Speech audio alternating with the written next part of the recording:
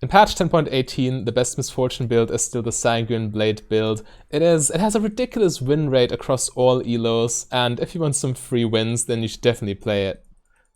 This gen unfortunately noticed that we're there to get him. Maybe we can still make something happen. Somebody hiding in there? No, not really. Okay. Hello my fellow Misfortunates and welcome to another solo queue game on the Smurf account, which I want to get to Diamond eventually. And as I've said, the best build, Sanguine Blade Rush into full lethality. We'll talk about the build in a second. A lane phase against Zilean is always quite stressful, so I don't want to mess up really. Keep my focus. They are definitely hitting level 2 first.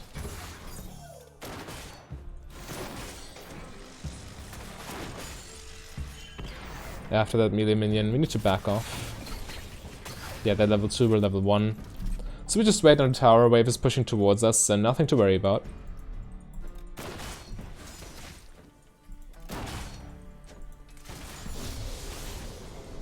Okay, now we can start getting some farm. But yeah, pre-6, the lane's definitely in their favor, but post-6, Leona and Misfortune have nasty all-in combos.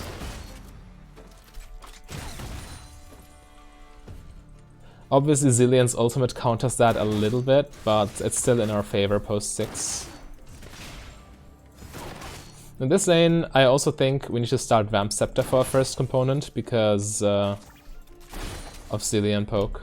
Vamp Scepter boots, so we can dodge the skill shots. Should be fine. Also, I wouldn't mind an early Executioner's calling this game, just so we can shut down the Akali as soon as we go to the mid game. Skill order is 3 points in Q, by the way, and maxing W by level 10. The early points in Q are good for the lane phase, but overall W is better for the mid and late game, especially because this build is... Oh, come on.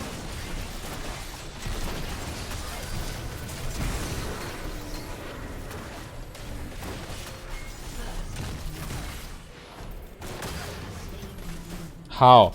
I even messed up. I auto-attacked the Jack-in-the-Box accidentally when I meant to auto-attack the Shaco. How did we win this so hard? I guess the answer is minions. Our minion wave was way too big and they fought in the minion wave, took a lot of minion damage. I guess I take it.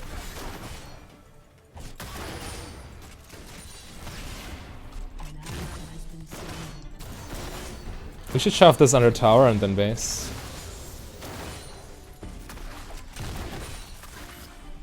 Perfect.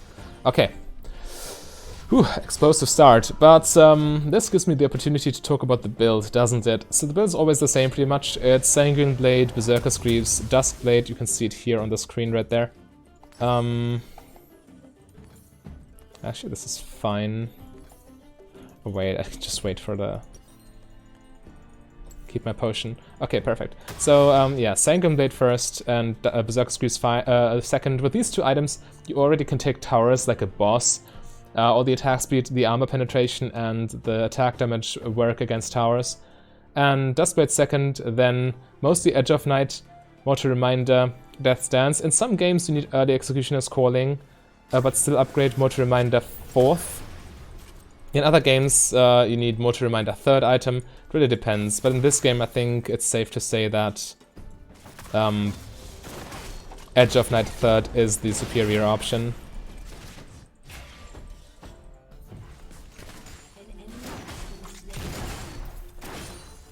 As soon as the minion wave resets here, and then we can start fighting.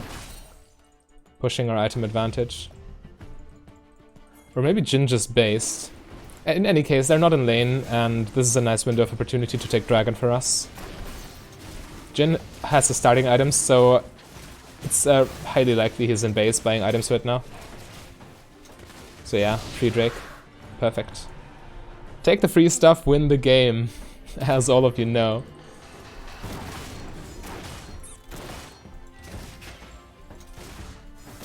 Oh wow, that didn't kill the minion. Crazy. Okay, there they are. Jhin got a Kirchheis shard, okay. That's not the most scary purchase. I were him, I would have probably just gone for a double, for a second Doran's Blade.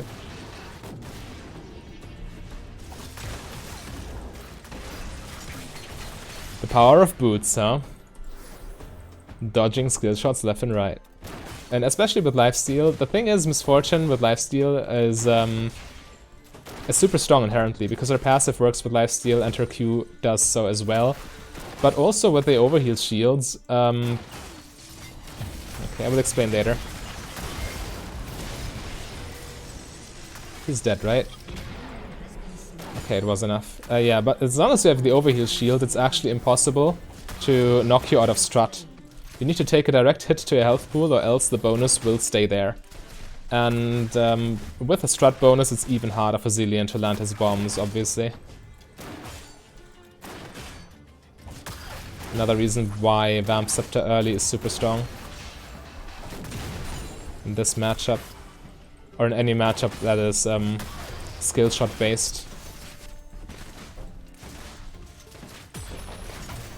Nice. Ideally, well, we could go base for a Serrated Dirk, but ideally we want to force Jhin base first. So we can push in another extra minion wave and extend our lead. Good flash, good reaction.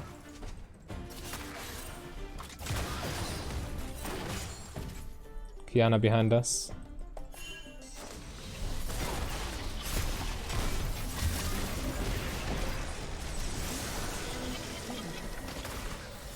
Nice. Very strong. This Leona knows what she's doing. I like it.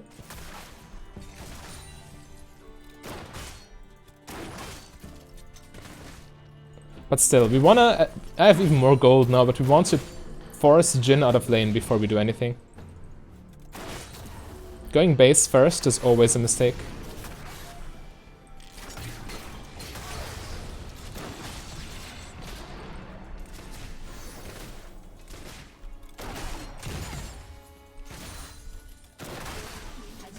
Nice. Game's going very well.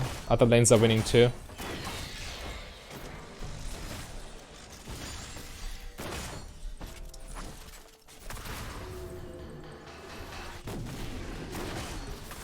You see, the auto attack with the Summon Eerie proc did not knock me out of strat because my overheal shield tanked the damage completely.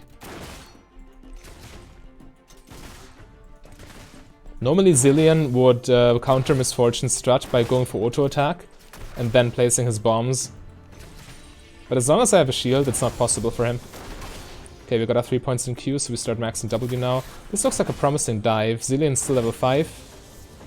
Zilean's still level 5. Looks like a promising dive. Yeah, that's a nice mantra.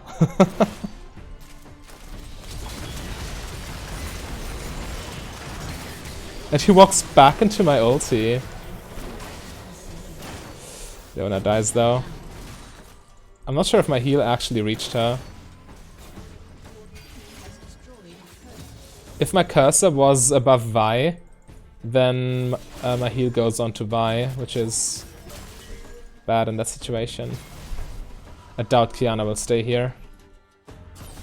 They need to attend mid lane. Okay, so I end up selling the potion after all, huh? Yeah, that's a very snowbally game. Mid lane is so far ahead. And we, in the bot lane, are also quite snowbally right now. Completing the first item, Jhin is probably still sitting on components. Has he shown himself anywhere? In any case, I doubt he has much gold to upgrade his items by a significant amount. Yeah, okay, we have sword.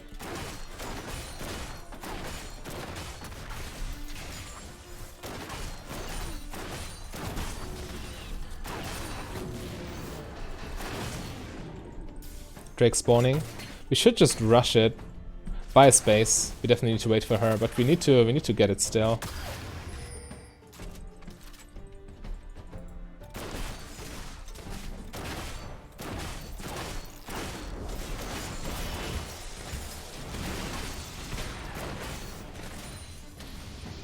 Ah, I missed the minion. Qiyana is moving bots.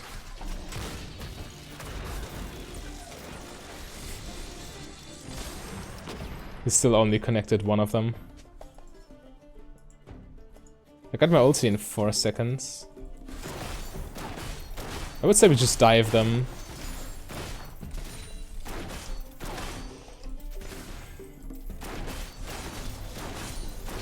Cillian post 6. Aus dem Dive wird wohl nix. But what do I know?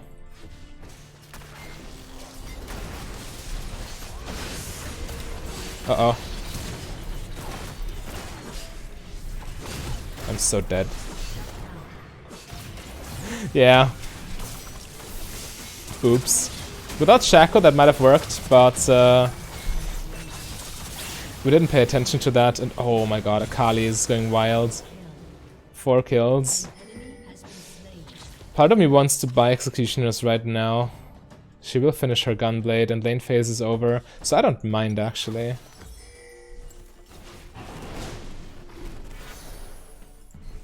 Yeah. It might look odd because they don't really have any healing outside of that, but Akali by herself is reason enough to buy Executioners. And Jhin still has lifesteal in his runes, and fleet footwork and summoner heal. So it's definitely still strong against our bot lane opponents here.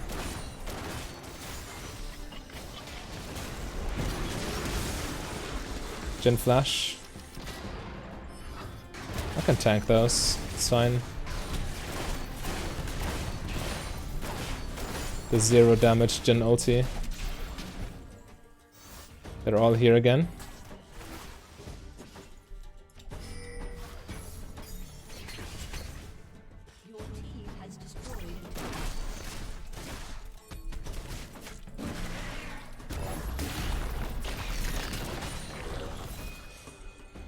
Could have been worse.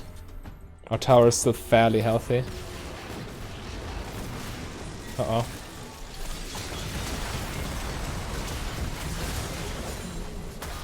Worth?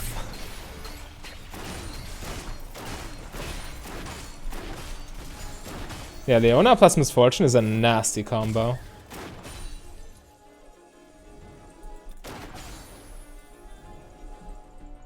And now you will see the true tower taking potential. We take this tower next wave, no questions asked. Okay, maybe not. If people are there to defend.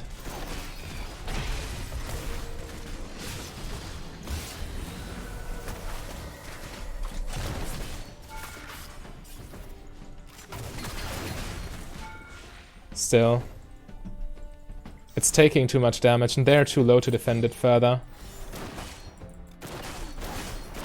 Need to watch my mana pool a little bit right now. Akali is on her way. We should respect her. Kiana's on her way too. We can't. See, Akali's there. Okay, I didn't know she was that low. We can kill her actually. Come on, you want it? They always want it. Stupid Akali players. But yeah, this is why I bought Executioners. So she can't just do what she wants to me. Jhin upgraded his items, so I should do the same. They don't push nearly as fast as we do, so leaving the lane alone for 1 or 2 waves isn't going to be the end of the world. Again, the main antagonist in this episode is definitely the Akali. We need to keep her as small as possible.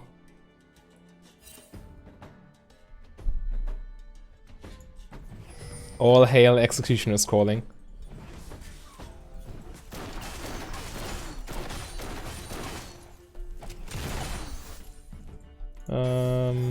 We don't have much vision here, and they're all missing. So I'm a little bit paranoid.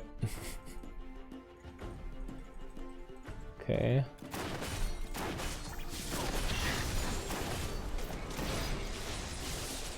We see one. Can't he just execute the tower with his E?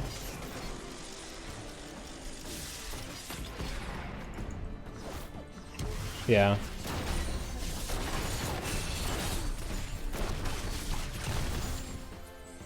Alright, let's rotate towards mid lane. Again, this is a bread and butter macro play. Push the lane past river, and then roam. And bot lane's past river, so we roam mid lane, do the same thing there. Just keeping the map pressure high. Misfortune rotates faster than any other AD carry thanks to a W. And with this build, she also takes tower faster than any other.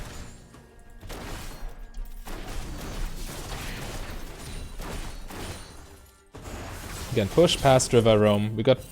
Okay, we could go bot lane as well, because that wave meets at river and Fiora's taking top lane, so yeah, that's definitely fine.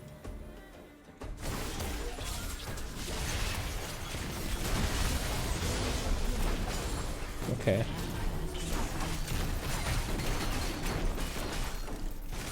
Six got himself in a awkward position there. We can't take Drake though. Two of them are down. And again, what it's true for towers is almost true for jungle monsters. Only difference is that lethality doesn't work against them. But with all the attack speed and attack damage, we also take dragons quite quickly.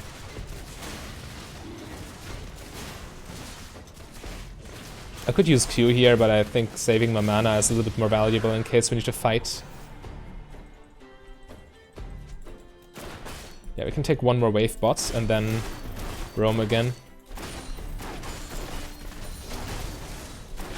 This is also good advice for anyone who, any one of you who keeps struggling playing AD carry in the mid game with their farm. Is this safe pathing? I don't know. I hope it is.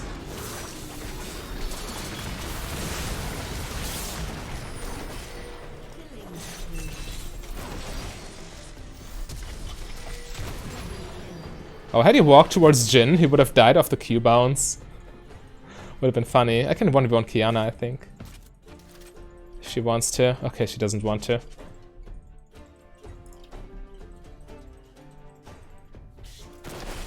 No reason not to take their jungle. The most sources of gold and XP we can take away from them, the better. Now you see the tower taking potential. Oh, you don't. I hate Shaco over the passion. At least I guessed right and I traded 1 for 1.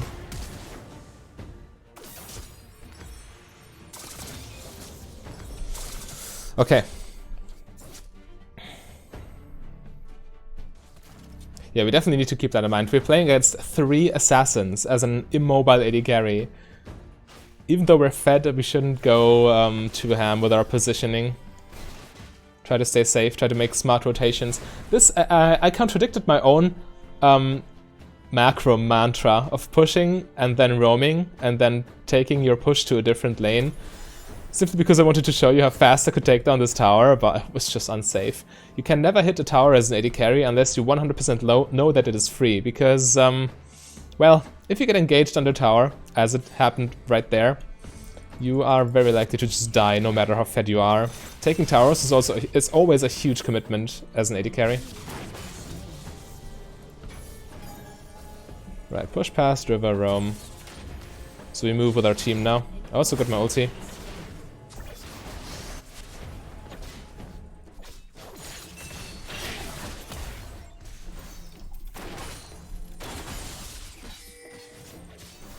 Yeah, okay, now it's essentially free. Okay, this tower is gone anyway because of Herald. But look at that damage. It just drops.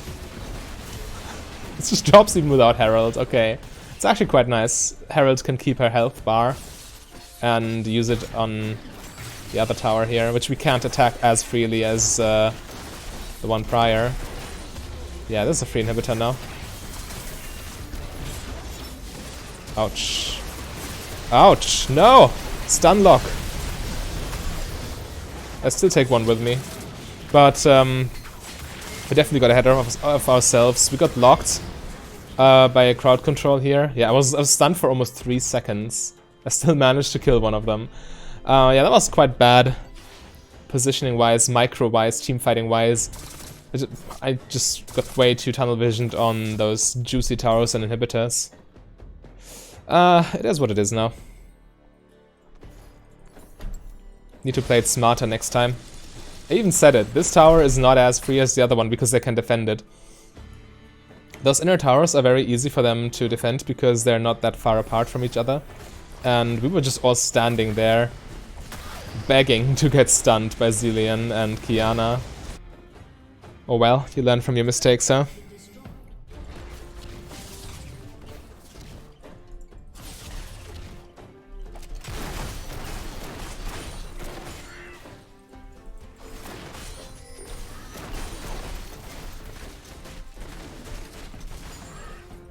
Alright, Drake in 40. I can 1v1 the Qiyana here. And even if she leaves, I can still push the wave. Oh, they're doing Baron. That's interesting. I don't think it's a good call, though.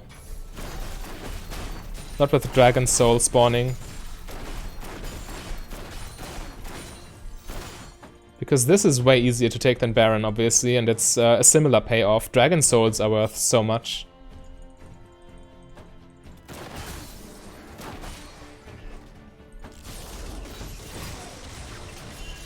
Don't fight. Just take Drake. They must come to us. They must contest this. If they don't, we just get it.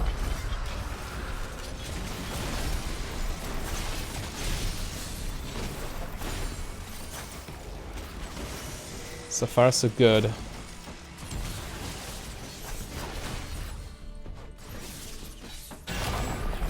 Nice.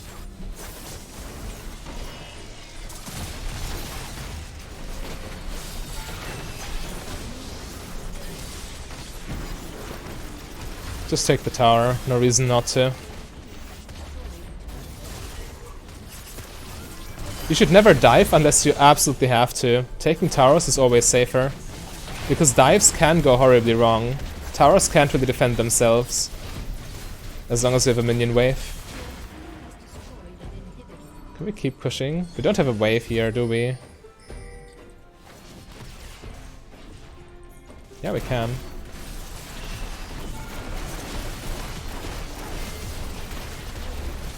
The tower taking monster. Yeah, this Ziggs completely stomped his mid lane. But yeah, this is the best Misfortune build, Sanguine Blade Rush into full lethality. This rune page is always the same, regardless of the matchup, just so you know. And if you want to see more of this build, then click the link on your screen right there. A big thank you to all my Patreons and channel members. If you want to become a Patreon yourself, just go to patreon.com/mfdb. But if you rather save your money, you can support me for free by clicking the like and the subscribe button.